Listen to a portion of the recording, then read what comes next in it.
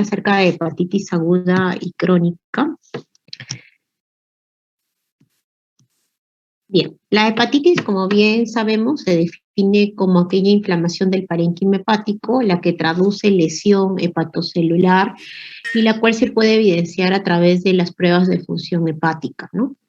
La hepatitis, dentro de sus causas más frecuentes está la hepatitis viral. Dentro de la hepatitis viral existen varios virus hepatotropos, de los cuales destacan A, B, C, D y E, que veremos en detenimiento a posteriori. Existen otros virus que también pueden originar hepatitis, como el citomegalovirus, el herpes simple, el virus de Coxsackie, incluso el adenovirus. Hay que mencionar que la gran parte de hepatitis virales son autolimitadas, usualmente tienen resolución espontánea, suelen cursar como cuadros agudos, pocos de ellos pueden hacer cronicidad. Dentro de los que hacen cronicidad destaca virus de hepatitis C y virus de hepatitis B, siendo para C más frecuente la cronicidad. Y según la etiología de la hepatitis, pocas veces puede llevar a la falla hepática aguda fulminante que requiera de trasplante hepático. Entonces, como bien hemos mencionado, el riesgo del avance de la enfermedad dependerá de la etiología, y hemos mencionado que B y C usualmente son los que están asociados a cronicidad. Y por fines prácticos, las hepatitis se dividen en hepatitis agudas y crónicas. Hemos visto que las hepatitis, la mayoría de ellas cursan como agudas, y el cuerpo o el sistema inmune le hace resolución a estas hepatitis y pocas de ellas pueden llegar a la cronicidad. La hepatitis aguda se define como aquella menor de 6 meses, que suele resolverse por sí sola, rara vez origina falla hepática fulminante.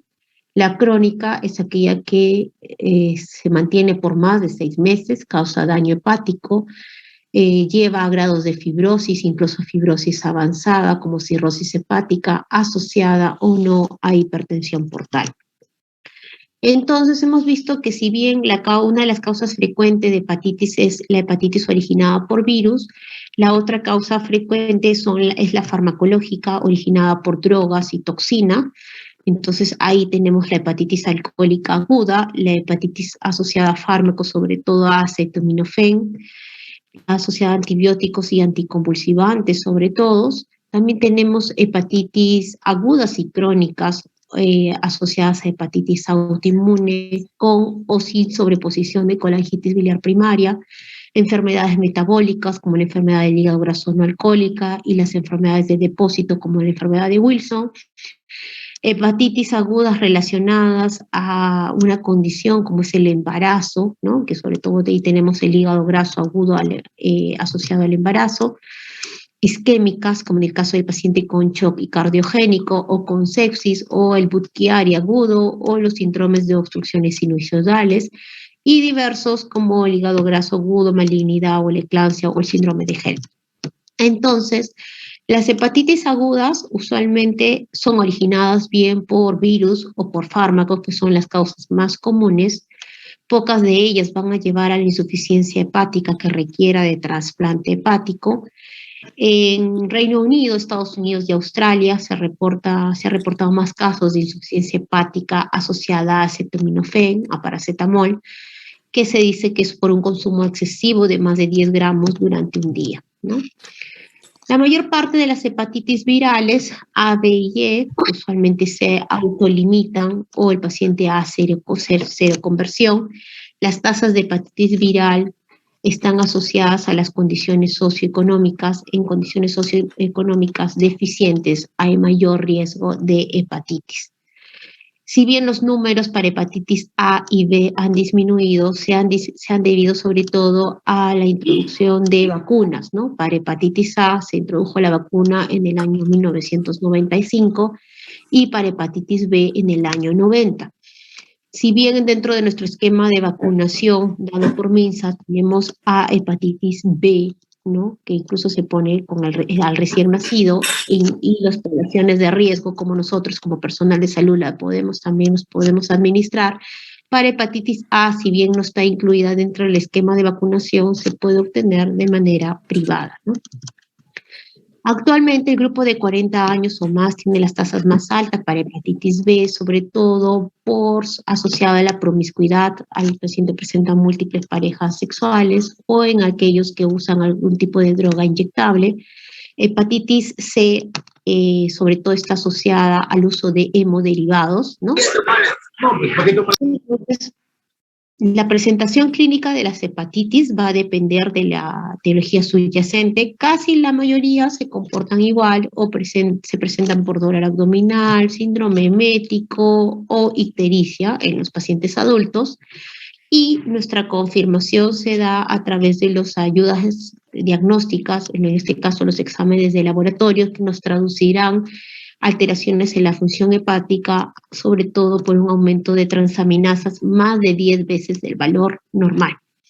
Entonces, en aquel paciente que estamos sospechando que esta alteración se deba por algo que está lastimando, en este caso el hígado y una anoxa, lo que es importante es la historia detallada del paciente. Esta historia detallada del paciente, que es la anamnesis, sobre todo tendrá que anotar si el paciente consumió o no algún fármaco, si es que hay alguna droga que haya sido administrada en los últimos días, el consumo excesivo de alcohol, los antecedentes sexuales, el antecedente de alguna transfusión sanguínea o la ingesta fuera de casa de algún alimento reciente, como veremos más adelante, sobre todo en aquellas hepatitis virales asociadas a transmisión fecal oral.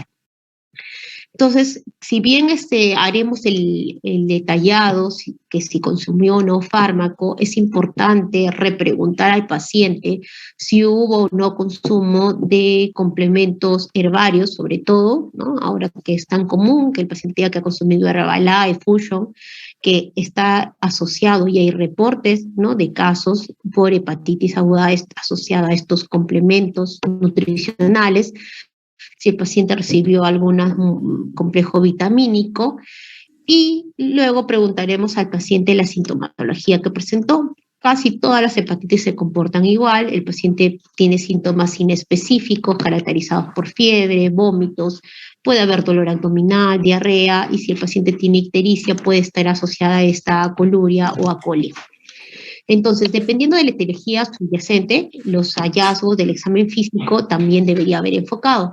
Además de evidenciar la ictericia o no del paciente, miraremos si es que este paciente tiene algún signo de encefalopatía o si es que algún signo de que hay trastorno de coagulación, ¿no? Si hay diátesis hemorrágica o si hay hipotensión asociada, porque nos dirá que este paciente puede llevar finalmente a la falla hepática. En pacientes que presentan ya una hepatopatía previa, tendríamos que descartar que este paciente, además de una anoxia crónica que tiene, no haya un nuevo agente que esté originando y se dé la falla aguda sobre crónica, ¿no? Entonces, ¿en quién sospechar que este paciente ya tiene una enfermedad hepática crónica previa? Es aquel paciente que cuando hacemos el examen físico tiene algún estigma hepático. El paciente, no sé, tiene hipertrofia parotidia, si es un alcohólico, tiene eritema palmar, atrofia tenar, contractura de Dupuytren, si es que tiene una distribución anómala del vello, entonces en este paciente quizás tendríamos que pensar que ya tiene una hepatopatía previa y que hay algo que produjo la hepatitis, no es este crónico que se está manifestando recientemente. Entonces, al evaluar al paciente con hepatitis aguda, es muy importante distinguir si este paciente es una infección aguda, es una crónica o es una aguda sobre una crónica. Entonces, evaluaremos el perfil hepático. Si bien la hepatitis está definida como el aumento de las transaminasas más de 10 veces por encima del valor normal, evaluaremos si es que no hay compromisos además de colestasis y si esta colestasis es netamente intrahepática o es extrahepática. Y ahí pediremos marcadores como fosfatasa alcalina, gamma-glutamiltranseptidasa, además elementos que nos traduzca la función hepática del paciente y la función sobre todo de síntesis, ¿no?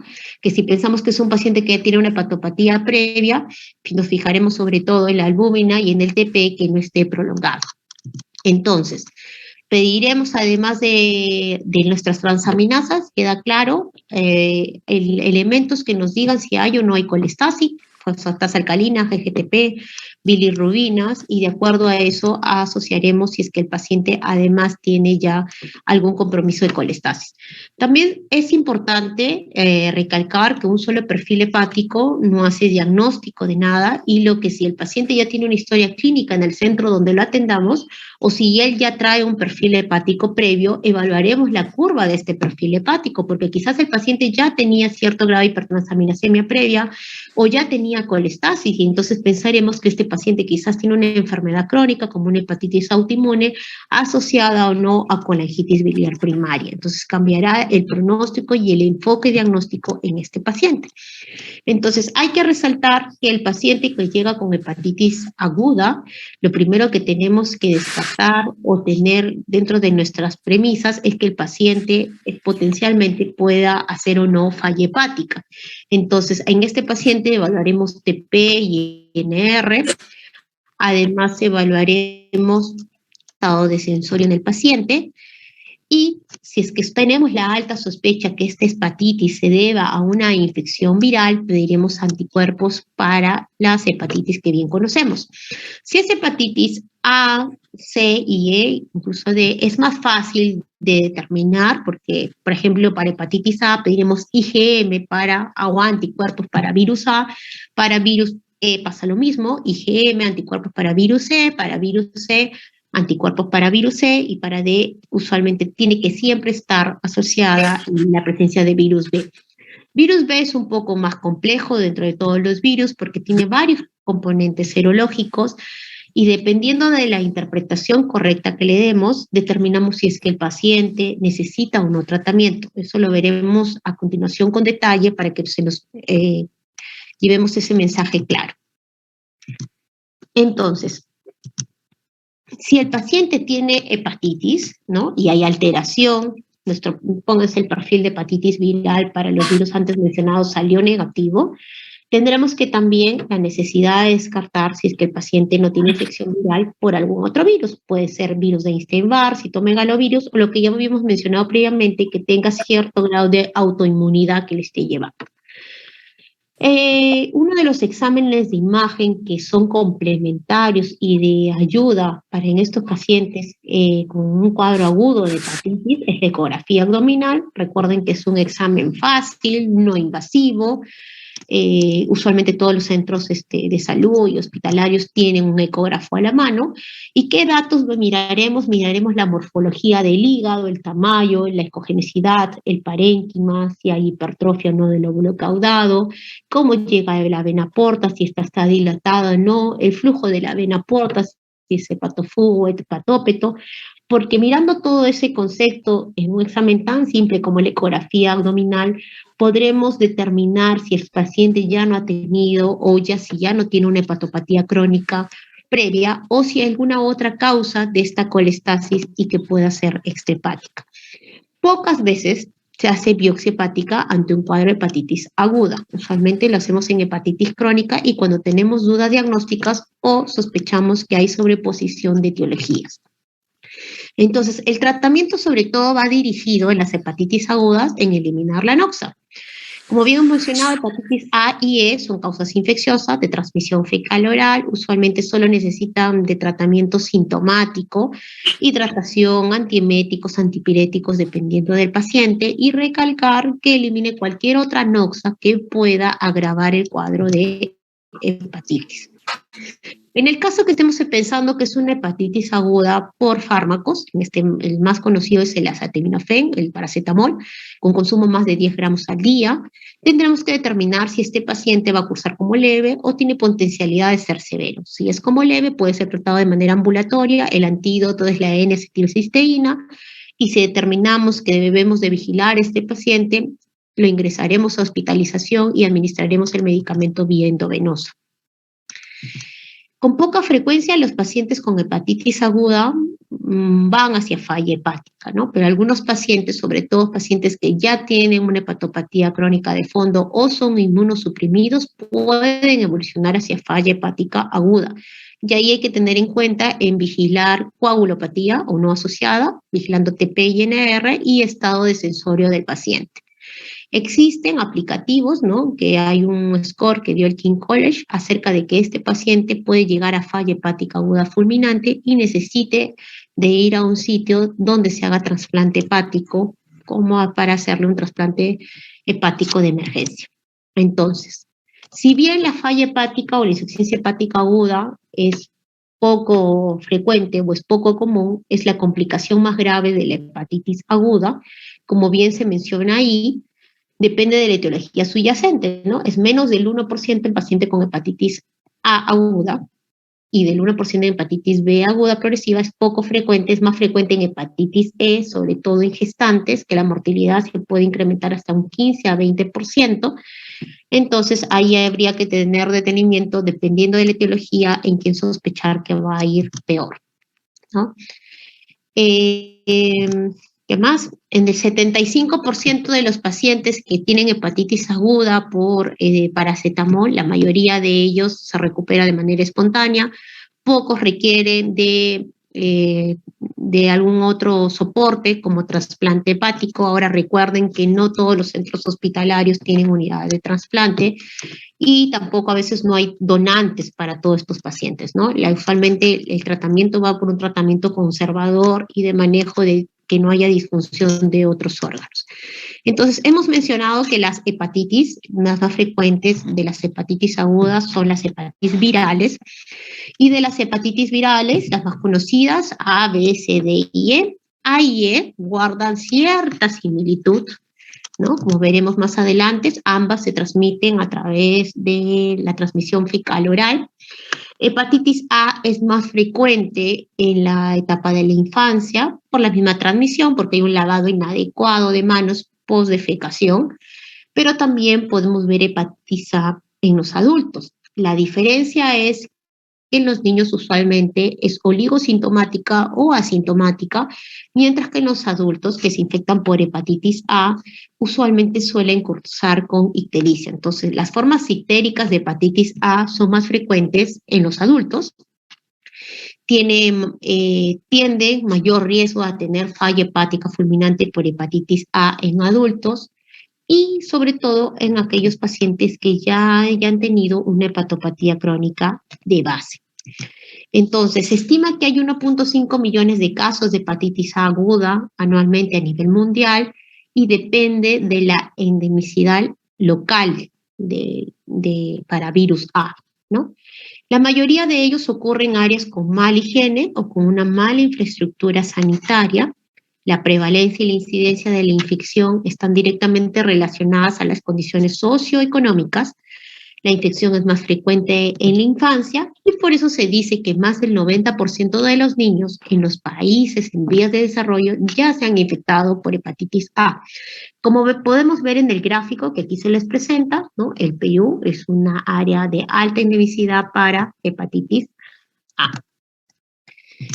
Después tenemos que los niños, ¿en quiénes son los factores de riesgo para hepatitis A? Los factores de riesgo para hepatitis A usualmente son los niños que viven en áreas de mala sanitización o baja higiene, niños que viven en áreas de alta incidencia para virus de hepatitis A, individuos que tienen prácticas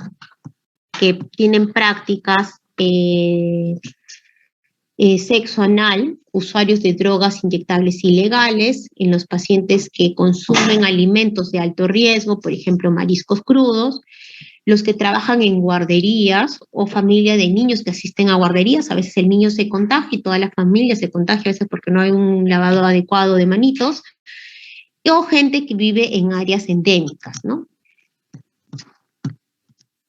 Entonces, la hepatitis A en la forma adulta, en los adultos, suele cursar con la fase ictérica. Esta fase ictérica esa traducción en la clínica suele coincidir con el aumento de las transaminasas, y si queremos diagnosticar a este paciente con hepatitis A o tenemos sospecha, tendríamos que pedir IgM contra hepatitis A.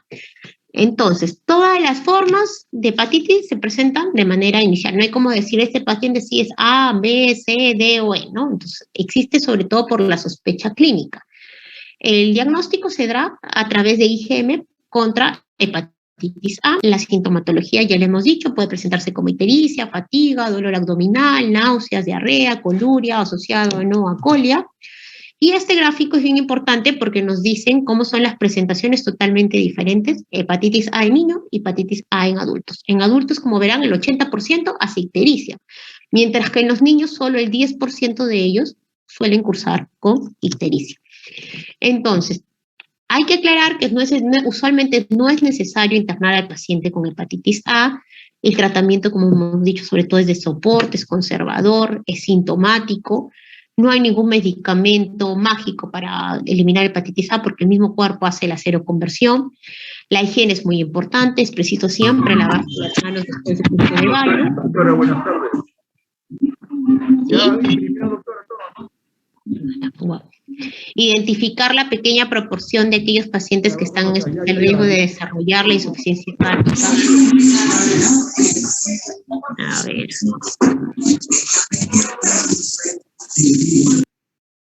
Ya está. Hay que identificar aquellos pacientes que tienen mayor riesgo de hacer insuficiencia hepática fulminante, usualmente en pacientes que ya tengan una hepatopatía crónica de fondo o que sean mayores de 40 años. Si el paciente tiene infección por hepatitis A, le diremos, ¿no?, que además elimine cualquier noxa que pueda dañar aún más el hígado. Que no consuman nada de alcohol en el tiempo que esté con el cuadro agudo, y si es que utilizan algún anticonceptivo oral o terapia de reemplazo hormonal, que sean interrumpidos provisionalmente, ¿no?, para evitar la colestasis. Para hepatitis A, la ventaja es que existen actualmente vacunas, ¿no? Como le dije, si bien no está en el esquema de vacunación nacional dado por el MINSA, la pueden adquirir de manera privada, y la ventaja es que da protección a lo largo del tiempo, más o menos aproximadamente 20 años. El virus de hepatitis E es similar a la hepatitis A por la forma de transmisión, de composición. La transmisión es a nivel fecal oral, tiene un tiempo de incubación discretamente más largo que puede llegar hasta 60 días. Se ha estudiado un poco más hepatitis E, ¿no? La hepatitis E tiene 4 genotipos, genotipo 1, 2, 3 y 4. Y hay un cuadro, ¿no?, que es interesante, en cual lo divide aquellos genotipos y en dónde es más frecuente en países en desarrollo, en vías de desarrollo. Genotipo 3 y 4 en países ya desarrollados. Sobre todo genotipo 1 y 2 se da aquellas poblaciones hiperendémicas. Hay altas tasas de hepatitis E, la transmisión es fecal oral, usualmente a través de agua contaminada. La transmisión persona a persona es limitada, tiene cierta predisposición por el género masculino, la mayoría de ellas son autolimitadas y se da una mayor proporción o hay mayor riesgo de muerte, sobre todo en embarazadas, sobre todo en el tercer trimestre, que es casi el 20 al 25%. Los genotipos 3 y 4 son genotipos que usualmente se dan en países desarrollados, en los sitios endémicos. El reservorio es a través de los cerdos, ¿no? La transmisión también es fecal oral o usualmente a través de alimentos, por el reservorio sobre todo. La edad de infección usualmente es mayores de 50 años, sigue siendo cierta predisposición por el género masculino, son autolimitados y no se suele presentar en gestantes, ¿ya? Puede llevar a la infección crónica, sí, sobre todo el genotipo 3. ¿Ya? A diferencia de lo que se pensaba hace unos años, que solo se pensaba que A y E eran agudos. A si es aguda, E sí puede llevar a la cronicidad, y vamos a ver más adelante en qué grupo se puede llegar a la cronicidad con hepatitis E. Para hacer diagnóstico, IgM para hepatitis E nos indica infección aguda por hepatitis E. Los síntomas van a ser similares: náuseas, vómitos, ictericia, coluria. La mortalidad global es del 1 al 3%, sin embargo, esta se aumenta potencialmente en las pacientes embarazadas, que puede llegar hasta un 25%. Y ahí va el punto que si deja o no deja secuelas crónicas la hepatitis E, y se ve que sí puede dejar cronicidad, sobre todo en pacientes inmunocomprometidos. Ahí existen varios estudios en los últimos años en los cuales se ha demostrado la progresión de fibrosis hasta cirrosis en pacientes con hepatitis E, sobre todo genotipo 3, y se da en pacientes con receptores de trasplantes, en pacientes VIH o pacientes con alguna enfermedad hematológica previa.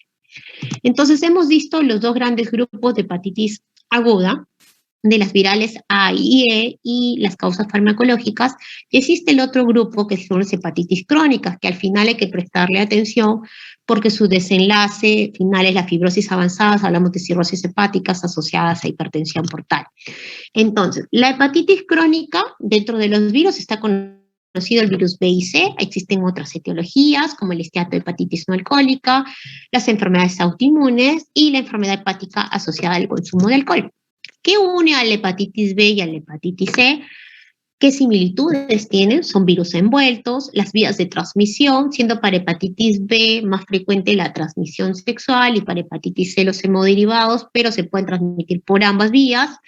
El tropismo celular que tienen, que pueden evolucionar a la cronicidad, teniendo cierta ventaja en la hepatitis C.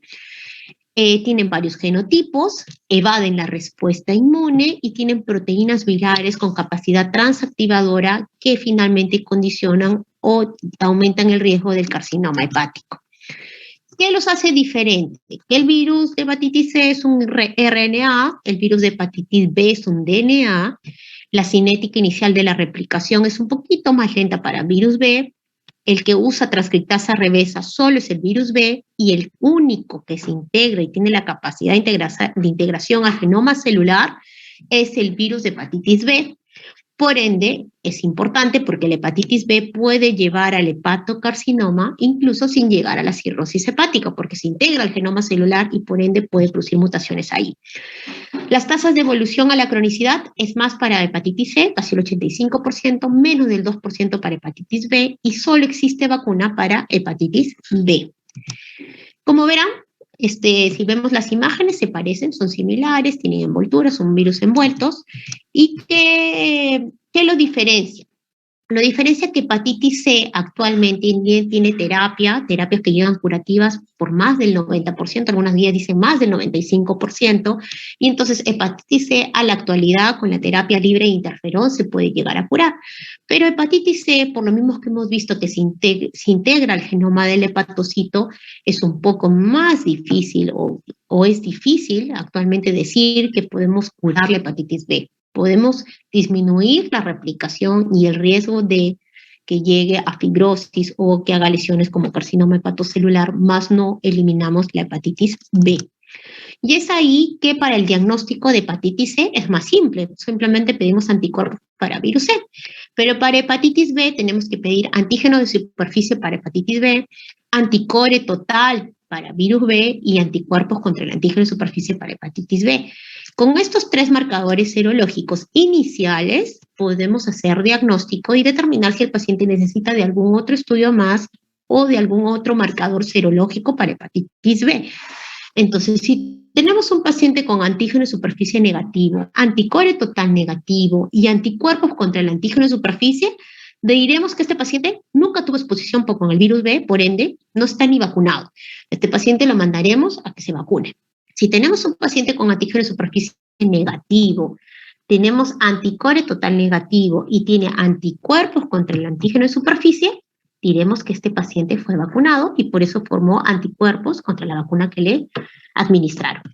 Si el paciente tiene antígeno de superficie positivo, tiene anticore total negativo y tiene anticuerpos contra el antígeno de superficie, que es inusual ver esta presentación, pero diremos que probablemente el paciente tiene una infección aguda recién, inicial para hepatitis B, porque recién está marcando el antígeno de superficie.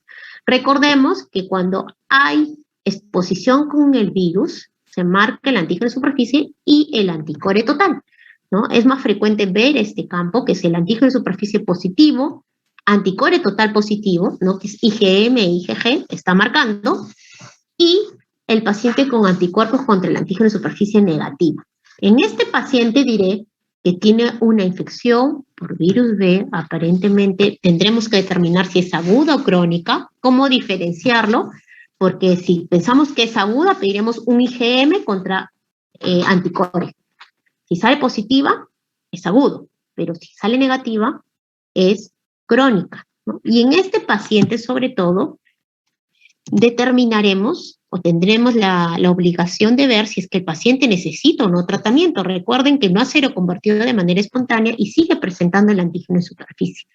Y ahí es que pediremos marcadores de antígeno E que miden el índice de replicación, anticuerpos contra antígeno E, carga viral, y nos valdremos de algún otro estudio para mirar fibrosis hepática, y dentro de los métodos no invasivos existen fórmulas como FI4, APRI y además el FibroScan. Si tenemos un paciente con antígeno en superficie negativo, tenemos paciente con anticore total positivo y tiene anticuerpos contra el antígeno en superficie negativo, bien podría tratarse de un falso positivo, o lo que tendríamos que pensar es que este paciente, cuando marca con anticore, dice que tuvo exposición al virus. Entonces, hay que determinar, por lo que ya hemos dicho, que el virus B se integra al genoma del hepatocito, si es que actualmente hay fragmentos de virus B en el organismo, y para eso pediremos carga viral para virus B y determinaremos si es que este paciente en algún momento necesita tratamiento.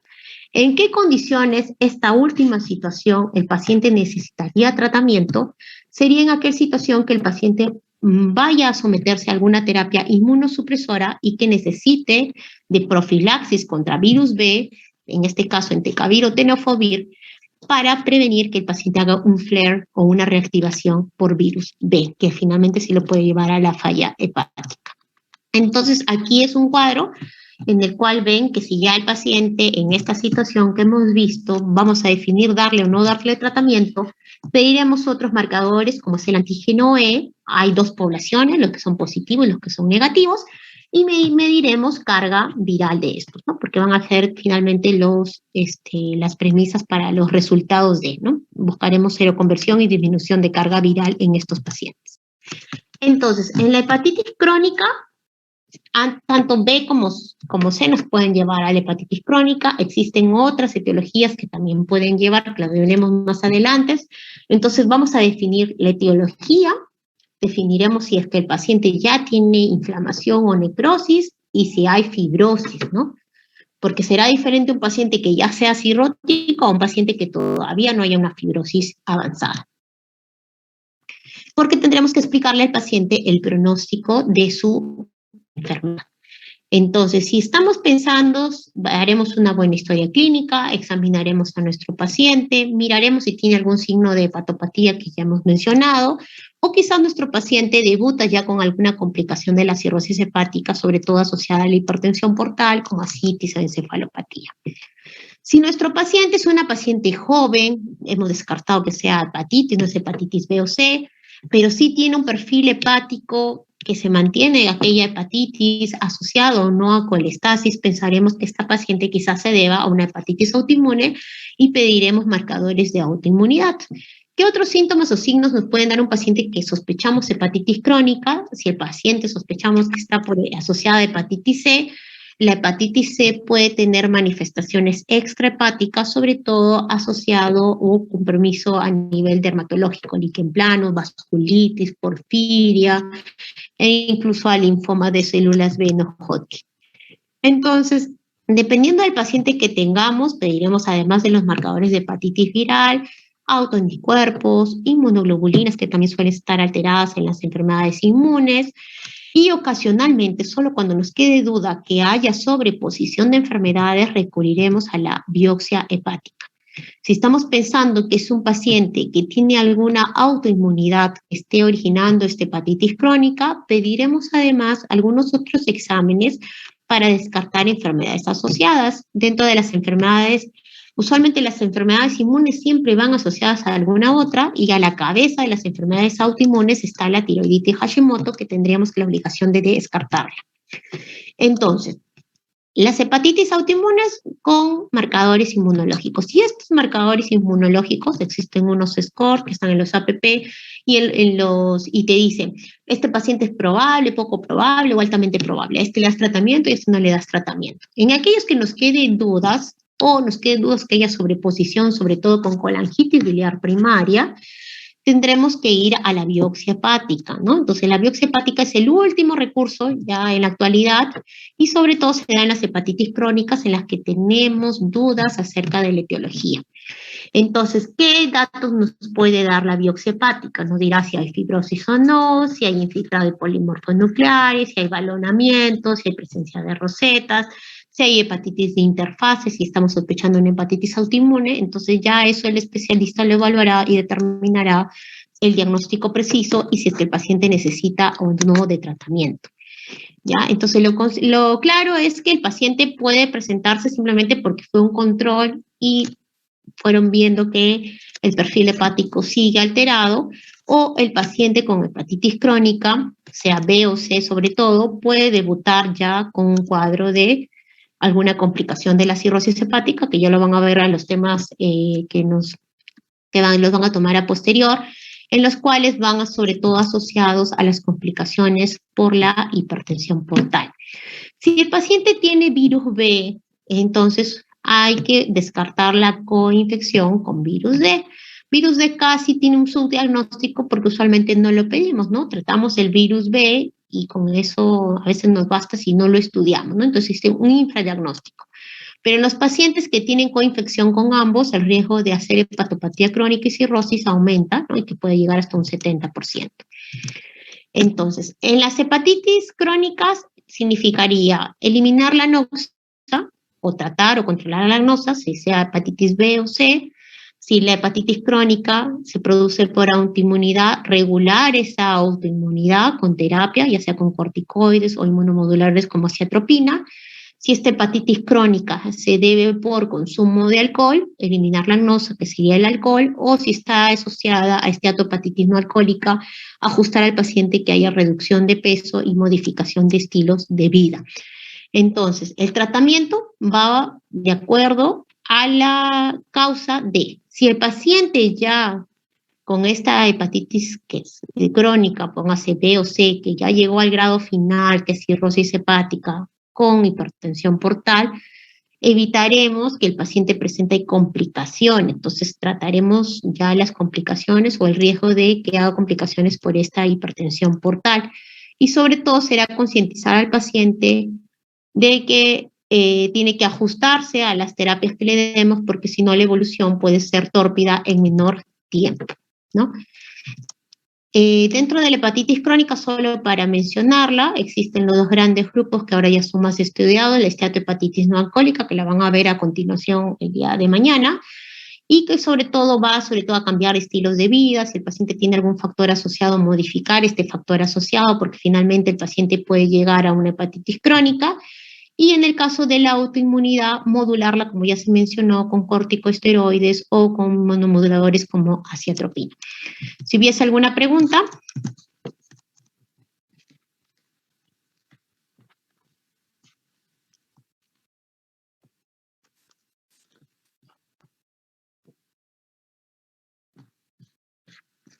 Ninguna, doctora. Ninguna. Muy bien, gracias, hasta luego. Gracias, doctora. Gracias, doctora. Gracias. Muchas gracias, doctora. Ya, hasta luego. Gracias, doctora.